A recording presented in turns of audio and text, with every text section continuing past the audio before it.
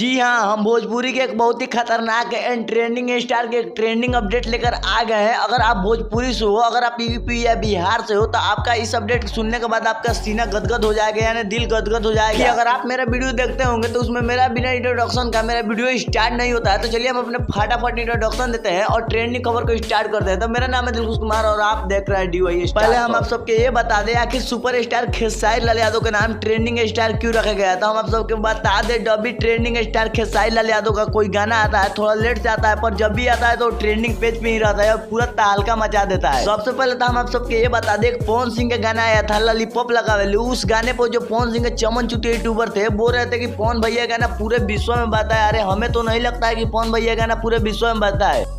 जिसका फैन हो उसका बड़ाई करो। अरे पवन भैया, इसमें फैन का बात कहाँ से आएगा भाई। आप जब भी कोई अच्छा वाला काम करते हैं, जब भी आप कोई अच्छा काम करते हैं तो हम अपने पब्लिक को दिखाते हैं और बोलते हैं कि हाँ पवन भैया ये अच्छा काम किए हैं और दिखाते ही रहेंगे। तो ऐसा ही एक ट्रेंडिंग स्टार हमारे खेसारी लाल यादव का ऐसा काम किए हैं जिसका क्रेडिट आपको नहीं जाएगा पवन भैया, एक क्रेडिट तो खेसारी लाल यादव के ही जाएगा। तो चलिए आप लोग पहले ये वीडियो क्लिप देखिए, उसके बाद हम आगे बात करेंगे।